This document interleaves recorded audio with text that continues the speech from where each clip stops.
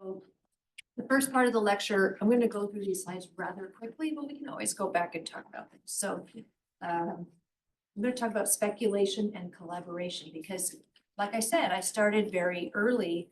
And when you are getting out of school, you don't exactly have clients. And so the first problem was like, what is architecture and what are we going to work on? And who are we going to work with? And what are we going to do? And so we came up with this idea. At the time I had a partner, and my partner and I came up with this concept called trespassing houses by artists, which was an idea to invite contemporary artists of different kinds, visual and sculptural and video and performative artists, to work with us on conceiving the idea of a house. Now, the idea of this was really based in this idea of dialogue. Like, we as architects were trained in school to think about architecture and space and houses in a particular way.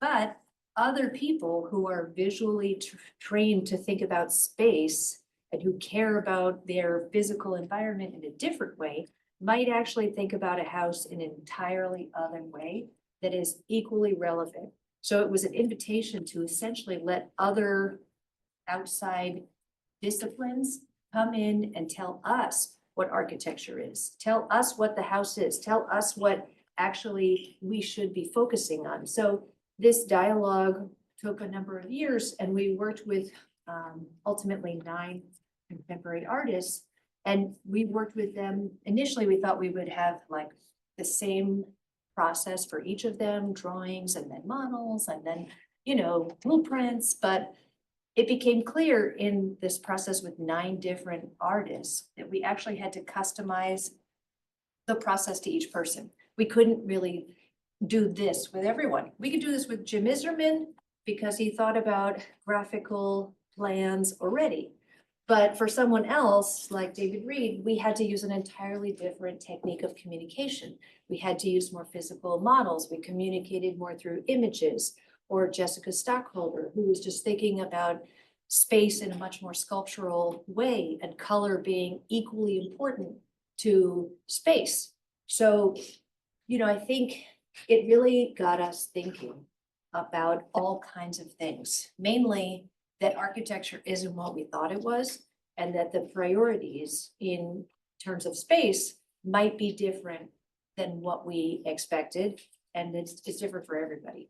So these are just some of the images from that collaboration.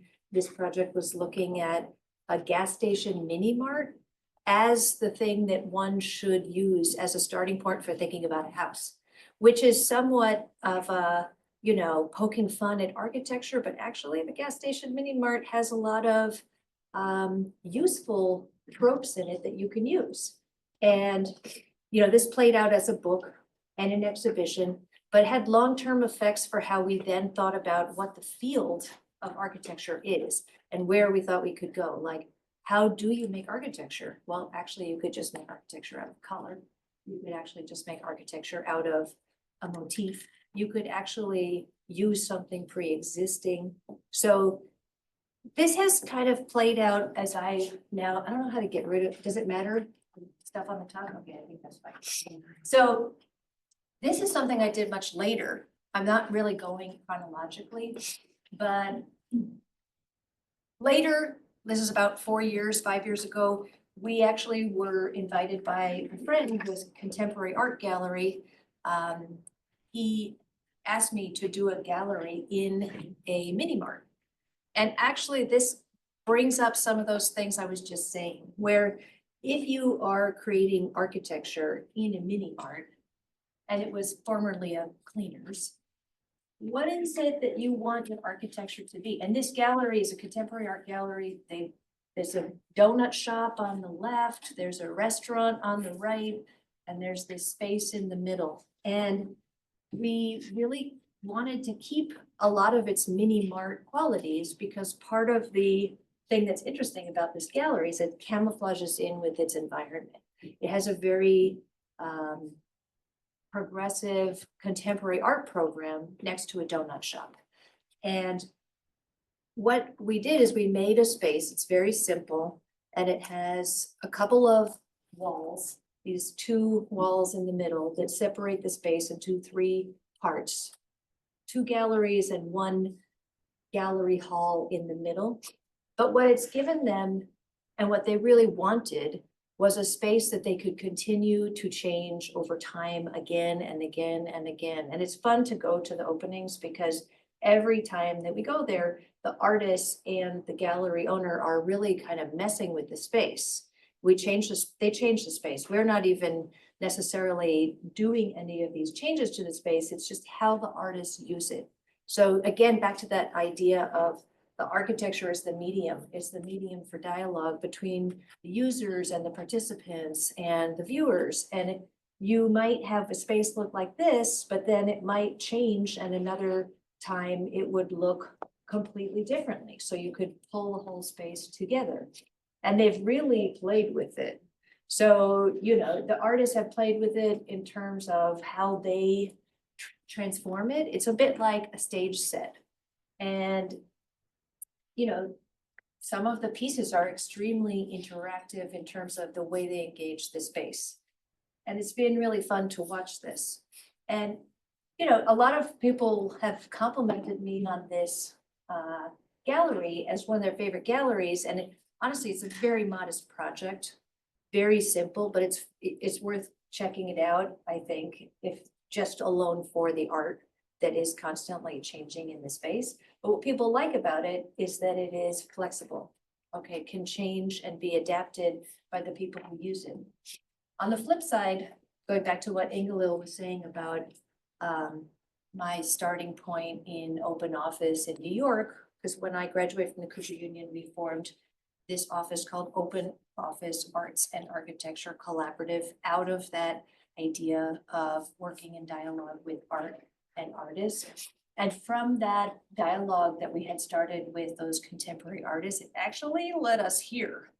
So I ended up doing this project for the Dean Beacon when I was actually 24. So they invited us to come and help them to think about this renovation of a 292,000 square foot factory, the Nabisco factory. And we found ourselves working alongside these amazing people. Some of the artists had already passed away and their work was going to be shown here. It's a permanent museum for certain works, and then other works are changing. But I think this kind of brings up this question again about what is the role of architecture and how do we understand what its relationship is to other things. And in the 60s, when a lot of these conceptual artists who the Dia Art Center had in their collection were working, a lot of them were really pushing this boundary of what does it mean to be an artist shown in a space? What does it mean to put your work in a museum? What does it mean to put your work in a gallery? And so Richard Serra did a piece that you can see up here where he actually splashed lead on the wall of the gallery because he didn't want his work to be just, you could put it on a podium in any space. He wanted his work to be an integral component to the space. Likewise with Robert Irwin, he actually made these pieces where he transformed the space with light and scrims, and it wasn't, the piece is almost invisible.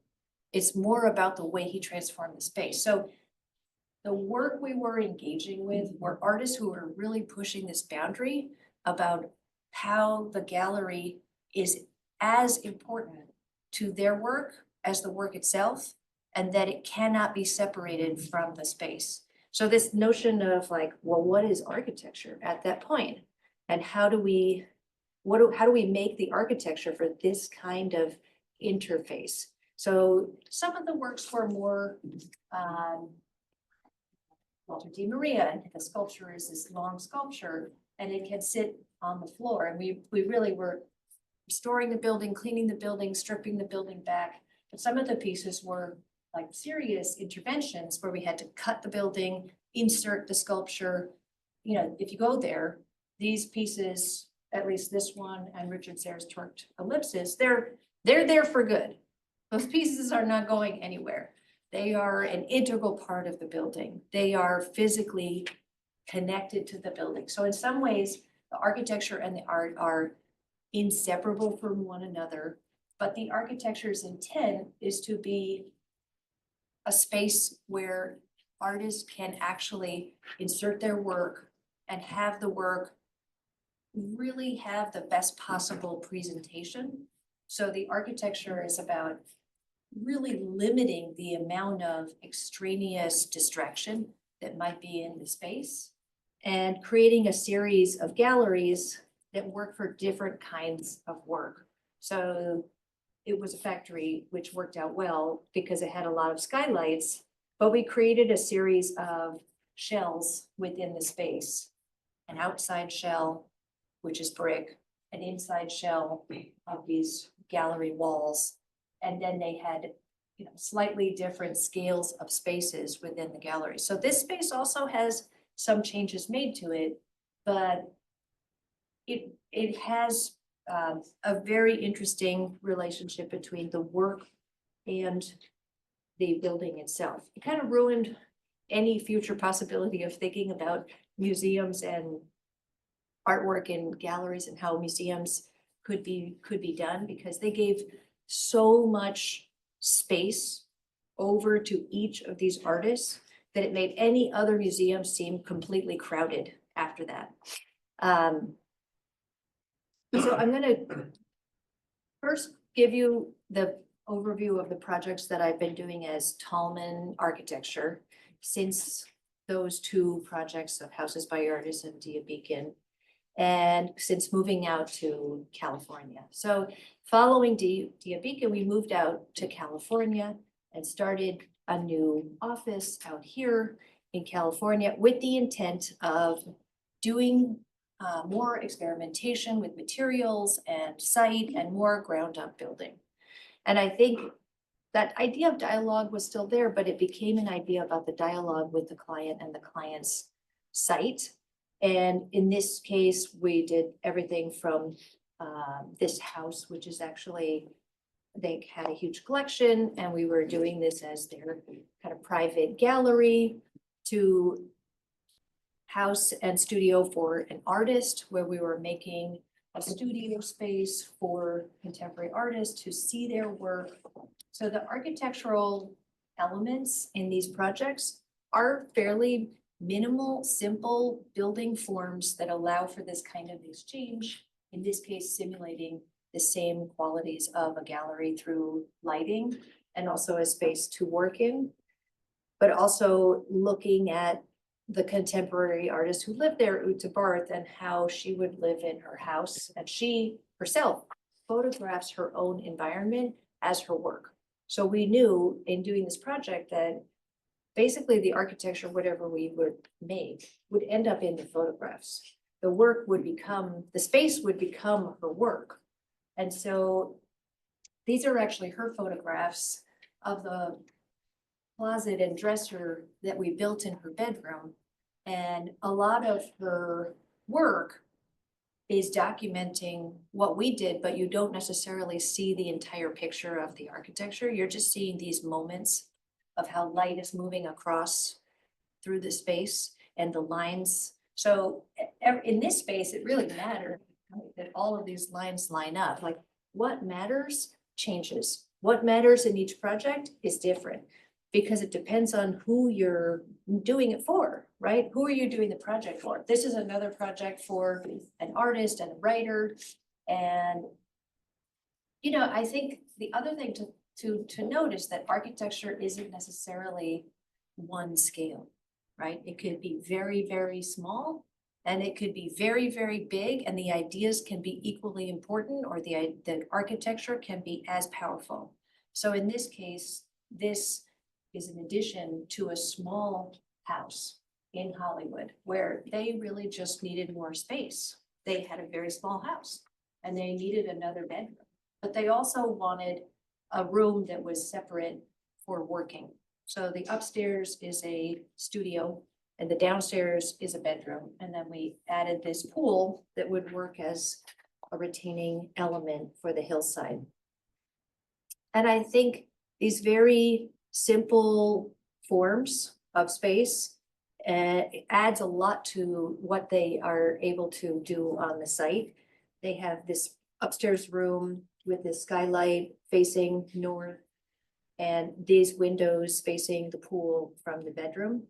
We just finished doing another addition for these guys. So this is a 250 square foot footprint and less than 500 square foot addition. And we just finished doing for them another less than 400 square foot addition that I don't have a picture of it right now, but it makes another tower. So we built a second tower. We just finished that. And eventually we might do the third tower. We just have to wait until they can afford it. And that would be the ADU on the front of the garage. But I think scale is not, it's actually funny because a small project can be as difficult as a big project. We have small projects that have taken years and we have big projects that have gone very quickly. This is a project we did with, this was with a couple who are filmmakers. In fact, now their kids are both in college and they're both studying to become filmmakers. So it's really a house for filmmakers. Everyone in the family is going into film. And in this project, we're thinking a lot about color and this idea of a mise en scène. How do you create an environment that is like a backdrop for different kinds of life to happen? Like a mise en scène is the environment that is creating the mood, that the environment actually creates the mood for how you might feel. And so using, in this case, bright colors allowed us to shift the moods of the space by, when you're in this pink and gold space, that there is a different kind of activity that will take place. And it might even make you feel differently. And it would, have these stills from this Antonioni film Red Desert, because this idea that like just the addition again of something as simple as color could really completely change the architecture. The existing building was already there. This is a mid-century house we renovated. We gutted it, we opened it up, we raised some ceilings and removed some walls, but what really is the biggest impact is the color. That's what's really transforming the space.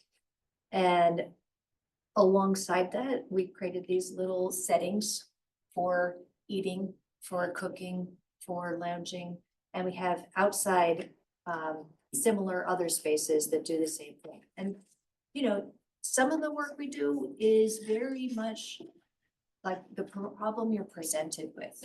This is a recent project we completed for another mid-century building that we renovated by Smith and Williams, and it's in Pasadena, and it needed to be really just restored. It's kind of a landmark at this point. We actually got just received a landmark preservation award from the city of Pasadena for this project. And I think the goal here, and I only have a couple of photos, was to keep, I'm gonna go back to this one, keep the existing mid-century as intact as possible and to even not change the glass, to really make it be the best version of what it was originally intended to be. But then we did a couple of additions, like on the right-hand side, you see this sort of terracotta color wall. And so we added this used to be like a teeny tiny workshop. It was an existing building there already, and we turned it into a bigger version of that workshop, but actually made it into a more significant element than it was in the first place. So this became an extra bedroom and screening room, and then we made a pool and put this small ADU down at the pool, which actually uses our It House system. And I think the way I see what I do with Taalman architecture now is that it's really about taking on the problem of the site, the client, and the potential of what it is we're trying to create, and to then use it as an opportunity to use the architecture in a playful way where you use materials, and sometimes that material could be as simple as a shift in paint. And then play with how can architecture be, how does the architecture materialize? Maybe it is more about the garden. Maybe it's just about this handrail. Maybe in this case, this is for a choreographer, and she actually, while we were doing this project, went back to school to study interior design at UCLA, and it became like a very interesting project about creating this kind of dramatic environment for these like set pieces that were expressive in a totally different way than a lot of our other projects. Or this project that we did with Rachel Comey for her store here in Los Angeles, where again, we're using simple materials. We're using concrete, we're using wood, but we're playing with what the elements can be. Like this column here and here, they are actually just wood posts. But what we did is we cast them in concrete in order to change their scale and give them more of a presence within the space as an object. And so this space was really trying to play very sculpturally with the elements of the space and allow the objects in the space on those objects, like the shoes and bags and clothes, to really pop out, but to have this dialogue back and forth between the work that she makes, which is fashion, and explores a lot of different materials. So again, you can kind of see there's those two posts, and this was in this case, you're really like, depending on the conditions, going to be presented with different problems. This building is on Melrose Place, and I don't know if you've been there, but it's a very very like high-end retail area, and there's no parking.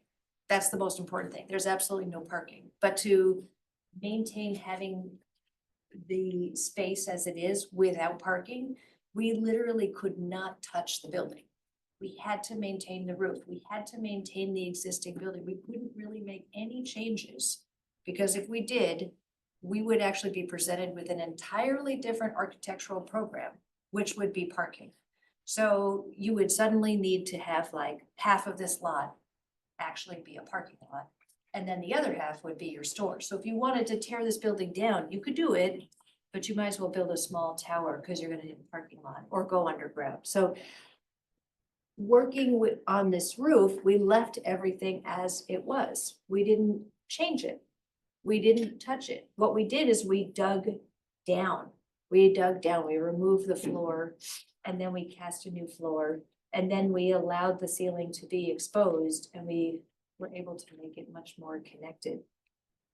And then we could really spend the money not on parking, but on actual kind of more interesting elements of architecture. So I'm going to skip over this one. It's just another project that we did for Apparatus for their lighting showroom. And I want to talk a little bit more about this project, which is what I've been doing since like 2021, and we just finished this project. So, throughout the entire pandemic, actually was extremely busy trying to build a lot of projects. And I'm not even able to show you all the projects that are done right now because they're still being like photographed and finished, but this one is actually done and we just photographed it. So Shandong is a company that has wineries in 6 different places all over the world. And one of those locations is in Napa in Yountville. And it started as a kind of like a miniature competition.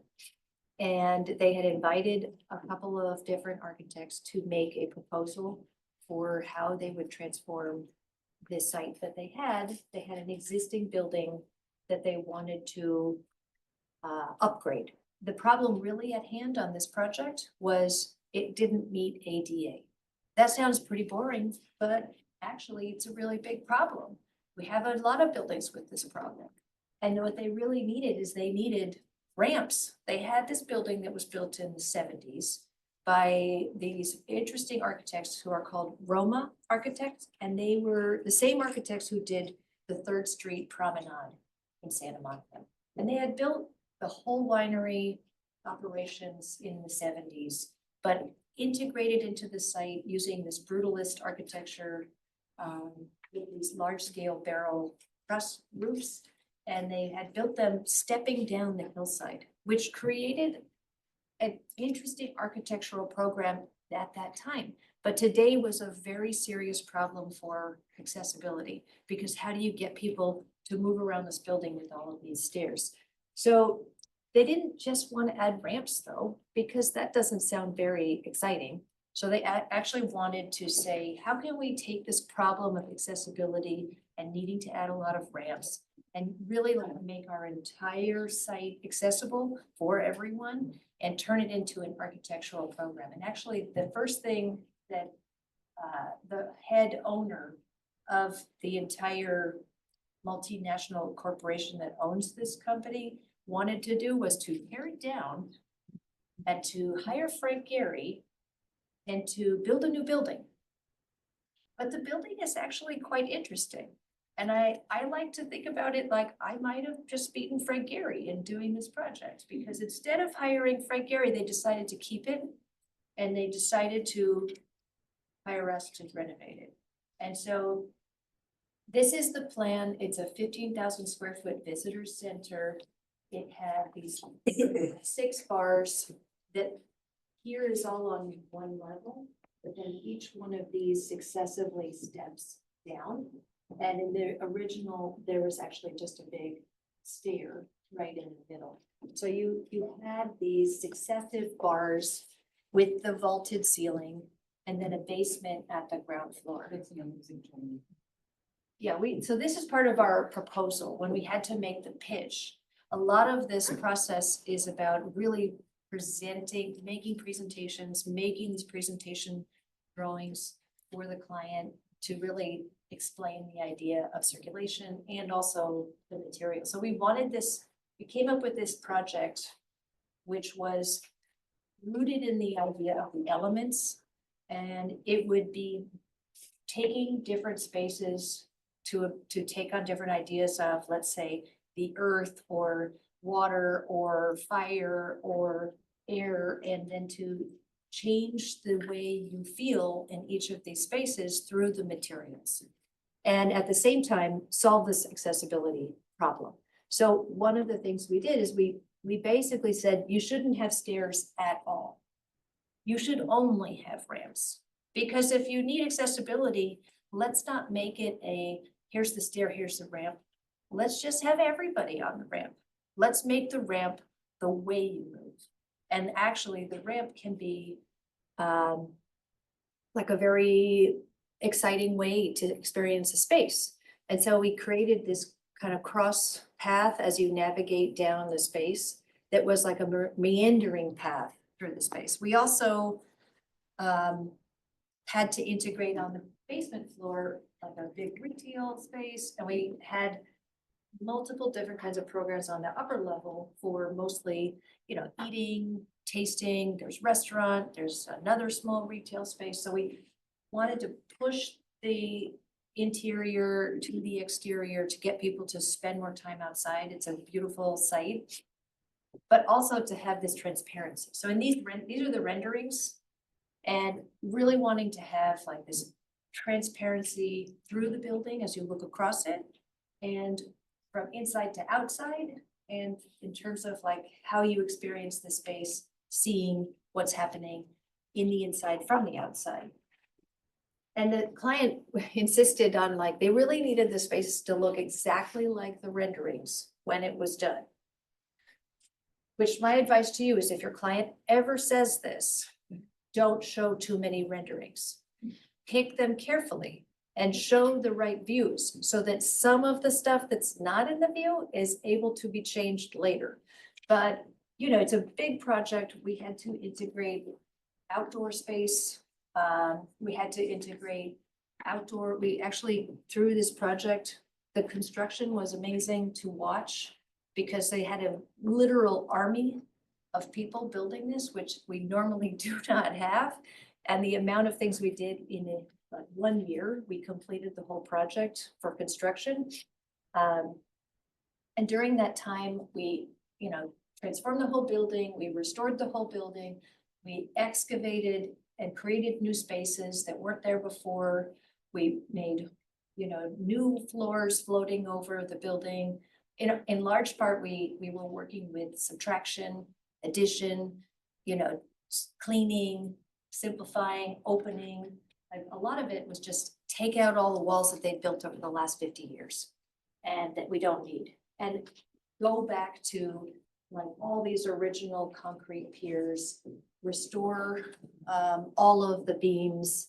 But we also inserted these elements like this big planter or these ramps or this bridge.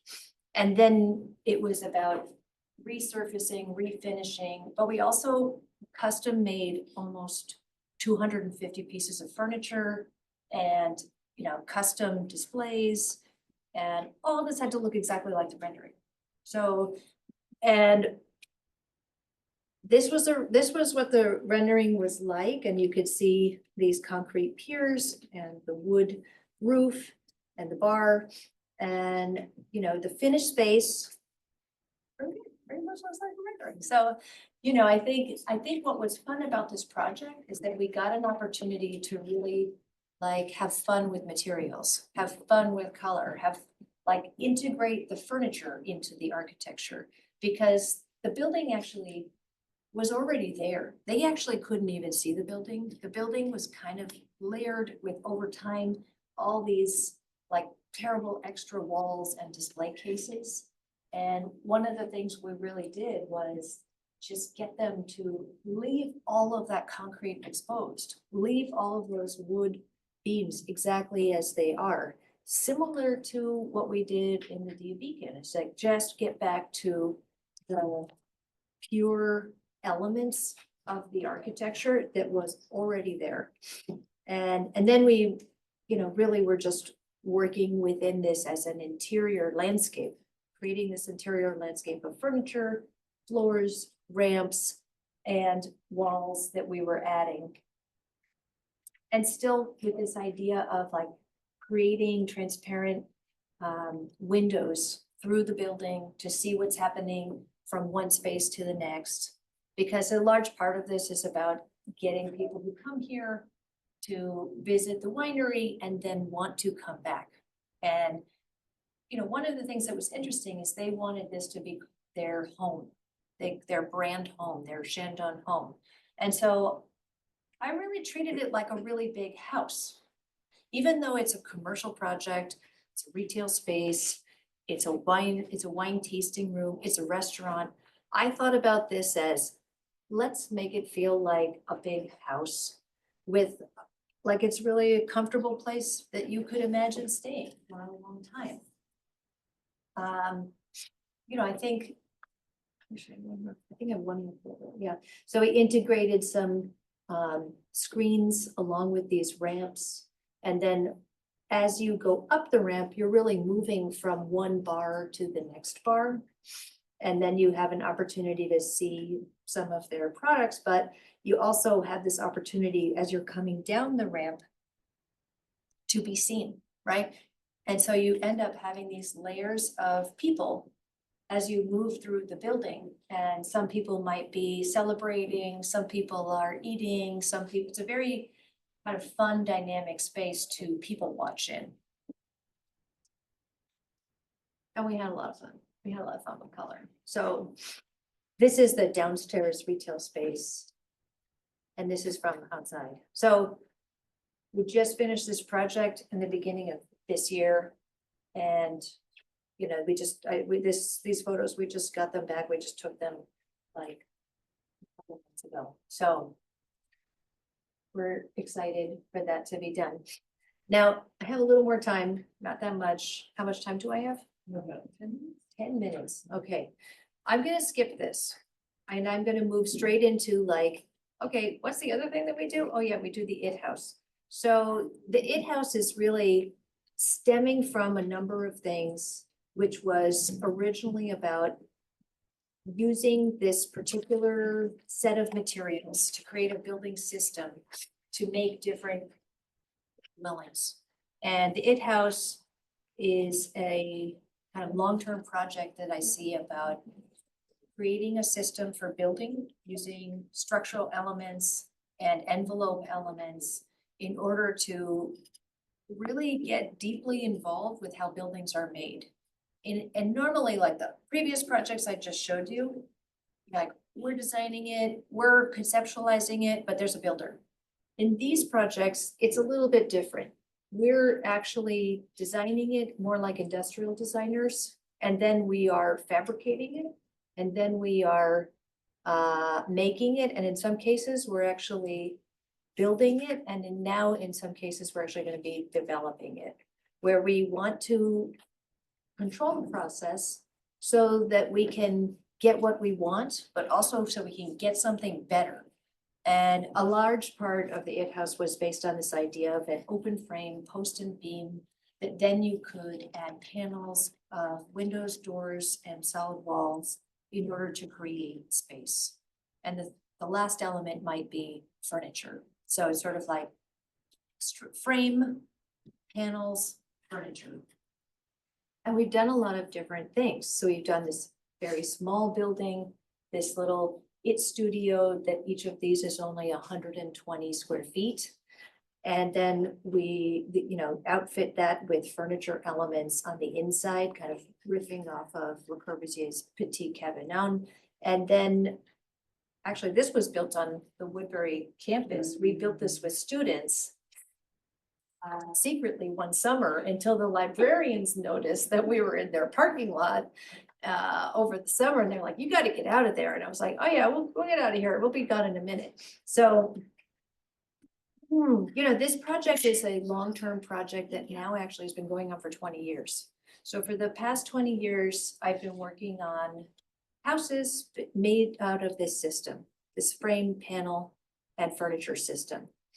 And a large part of it was just thinking about how do you make a house which the walls are free to be whatever you want them to be structurally. So you could have more glass, you could have more openings, you could have more flexibility, open plans, and create spaces which are actually more about the experience you create through layers of other material, whether it's pattern, fabric, curtains, reflection, transparency, and that the walls become this much more playful kind of thing. So a lot of these houses were glass. A lot of these houses were built also, funny enough, as off-grid houses. So we built a lot of houses completely solar powered, off the grid, including this one, and all glass. So the challenges here are a number of things, like how do you actually do that where the house actually works? And so passive design, orientation, overhangs, all of these things are absolutely critical when you do something like this. And also the materials we choose, like we need really well insulated roofs, we need really well insulated slabs, we need very good equipment in order to make this work. But I think the idea of this kind of building and what people are attracted to, there's certainly no end to like individuals in the world who want to live in glass houses, but is this relationship you're going to get between the exterior environment, your environment, and you being on the inside? These houses kind of started as a project about these materials. And then it became about the system of how do you engineer the system to be able to get what you want and do it cost effectively and do it with a level of precision that we weren't really going to get from builders. But then it actually became much more about we're allowing people to occupy spaces in the world that they hold very dear to them. Like they love this landscape, they love this site, they want to be there, but they want to be able to really be there all the time, even when they're inside. So a lot of our clients came to us with this program of, I have this amazing site and I want to build a house so I can be there, but I want to be as close as possible to the way it is right now. I don't want to change it. I want it to be completely integrated into the landscape. And these kind of became like mood rings for the landscape. If we built the building within this landscape that was green, the building like reflected its environment and it became more green. If we built the building within this landscape with the mountains, you know, we might, and we had a terrain, we might elevate it off the ground. So throughout these projects, we started to explore a lot of hybrids on the original idea, elevating them, lifting them off the ground, creating spaces that were tailored to these individuals, but at the same time tailored to the site. I kind of want to skip ahead. I'm just going to run through these quickly. Like we've done projects in a lot of different places now, like this one's in Yosemite National Park. This one is in Santa Barbara. So the materials of the buildings start to take on a lot of the local materials in some cases, or they're integrated into the site like this one to reflect its surroundings with the rocks. So we had these large rock limestone outcroppings. So we wanted the building to have that feeling too and bring that inside. So we built these giant cast in place concrete walls, and then we built our house around it. And I think over the years, it's been a really fun architectural program to take this idea of this building system and adapt it to these different climates and these different sites and these different needs, whether they be for, you know, a mountain house or a primary house or a guest house or, you know, whatever it is. They're all living spaces, but they are adapted. They have to adapt. And so, you know, this house is in Santa Barbara. It's like almost perfect temperature all the time. We could have a very open house. Whereas this house in upstate New York, it's 4 seasons. And so for this house here, the house is using a lot of the same materials and language, but it had to change. The roof had to get a lot thicker. The walls had to get a lot thicker. The ways in which we thought about structure and the envelope had to change. We had to push the envelope to the outside. And so as we're moving to different climate zones, we're actually changing the building. And what's interesting about that is that, like, if we do a project in Hawaii, it's going to look potentially even single glazing, simple like this. Whereas in California, it might be like that. Whereas in upstate New York, it might be like this. These days, now when we fold things back to California with the energy, you know, crank that just keeps ratcheting things tighter and tighter and tighter, it's kind of becoming one climate zone of very well insulated buildings. So if there's one thing you guys might think about for future, for your own development of new architectures, you probably should just think about insulation. Or, you know, it's going to be important everywhere. So in Marfa, we had a house with a large roof that had a lot of shade. I'm going to skip ahead here. We can always go back, but I want to just talk briefly, and this is another project, that there's been, you know, houses in Washington. Now we're doing a house in Texas with rammed earth. So we're going to take these materials from the site and integrate it with the system that we have developed. And whether we're in Joshua Tree or somewhere else, we're going to adapt our materials. I just want to briefly touch on this project because I think for you guys, it's super interesting. This idea of developing a set of standard plans and ADUs, which is now what we've been doing also for the past 4 years in LA and other cities and other counties in California, which taps into this affordable housing problem that we have. And it is actually working. So the city of LA invited us in 2020 to get involved with this standard plan program to be able to propose alternative small houses that would be built as accessory dwelling units to primary dwellings as they changed their codes from single-family zoning to multifamily. And basically in California, every house that is single-family can now have an ADU. And now every house can also have a junior ADU. And actually, we're in an environment that's already built up. It's very much already built. And the spaces in between, going back to this notion of like in between, is actually a space that exists that you could build in. And you could build small buildings, small houses, small footprints with low impact, with a minimal change in terms of its change to the neighborhood character. 1- and 2-story buildings that would slip in between all the other buildings that are already there in the backyard, in some cases front yard, but mostly in the backyard. So when they asked us to do this, we immediately saw the potential of taking what we were doing all around, all over the place at different scales, and to shrink it down to small buildings with small footprints, and also take advantage of the major incentive they were giving people to remove their garages. So we based a lot of our designs on the size of a footprint of a 2-car garage. Because if you're going to be able to take down your garage and build an ADU, well, more than likely, that's where you're going to put it. You're gonna put it on the site where the garage was. And even if you're not, you probably don't have much more room than that in your backyard.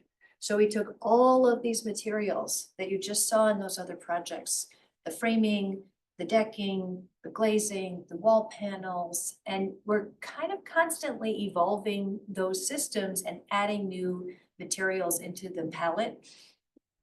But we really had to shrink it down and figure out, how do we make this work at this scale?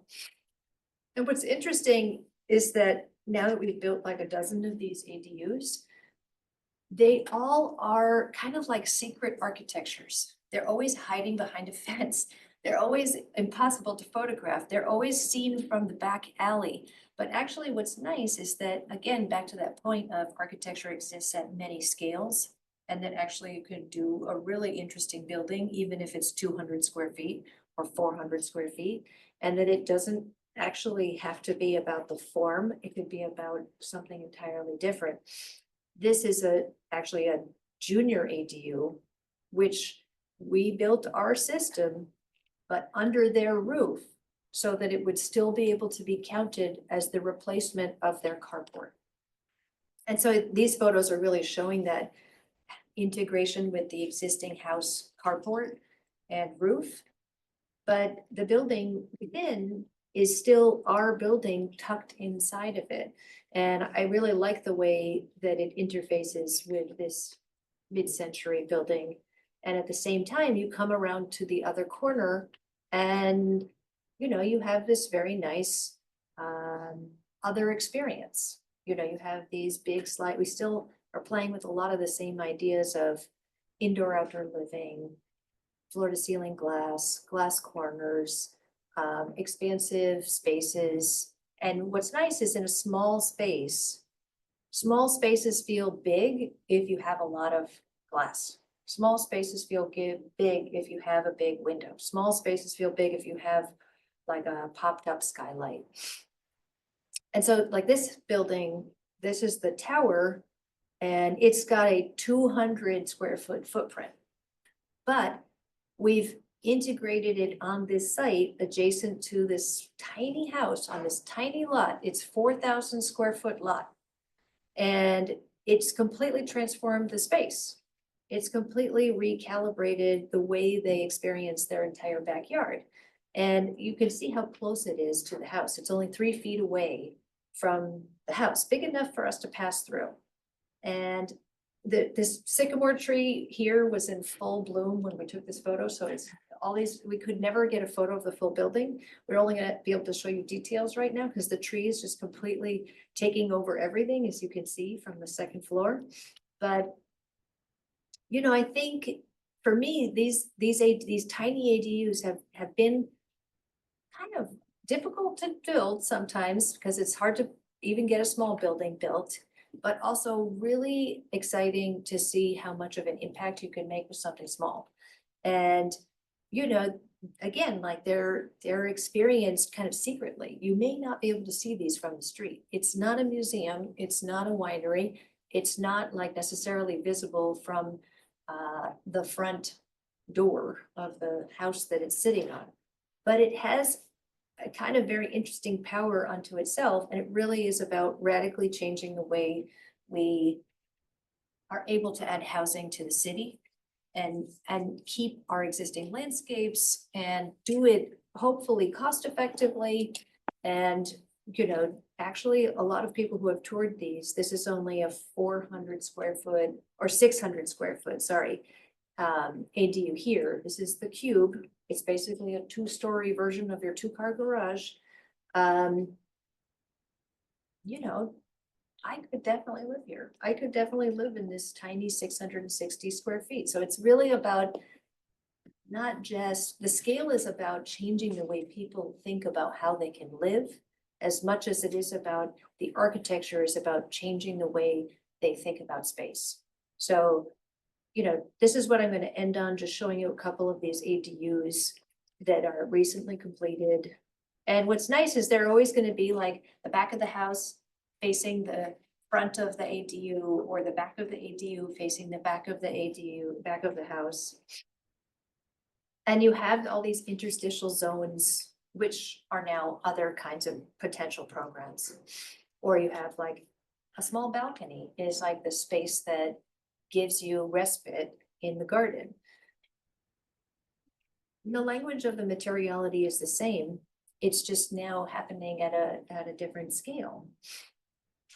This last one is the final standard plan that we developed for the city of LA, but actually the first person who built this one decided to build it as their single family dwelling house in the middle of the desert.